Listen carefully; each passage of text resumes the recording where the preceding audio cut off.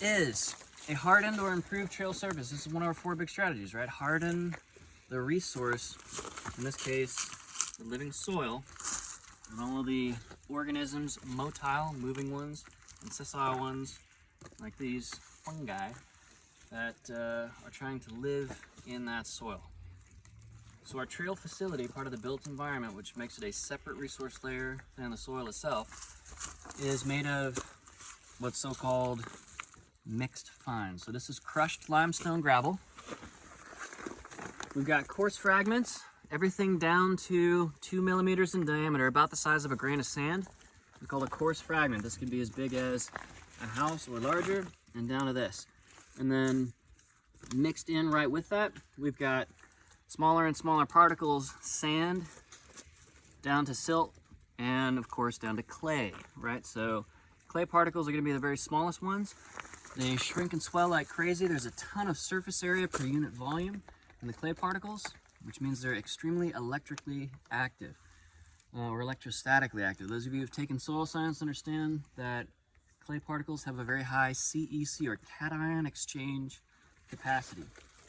And what that means in practical terms for farming is a lot of nutrient exchange and processing happens on the surface of those clay particles. What it means for trail design and building and forestry is that cation exchange capacity also helps attach bent water molecules. Water molecules have an HOH backbone structure, but because of the way that oxygen arranges its electron orbitals, it's not a straight line, it's bent.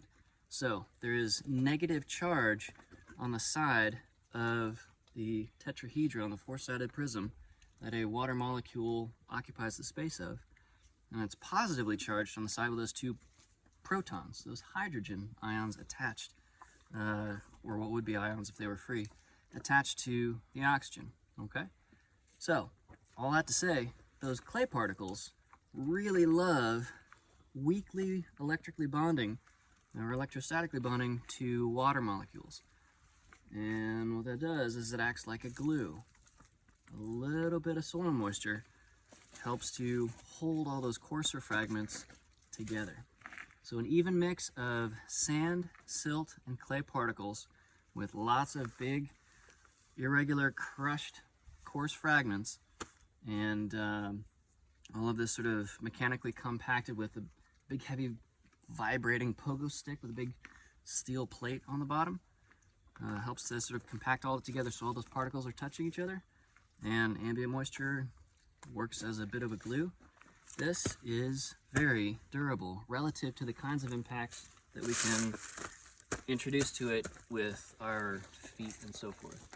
Now a car or truck going across this can go fast enough and hard enough by burning fossil fuels to create that sort of washboard effect. If you've ever been on a gravel road where people have been driving too fast and you have the suspension just absolutely flipping out, that's a function of even this highly resistant to other kinds of physical impacts substrate can't handle fossil fuel powered vehicles. There's just too much kinetic energy going on, okay?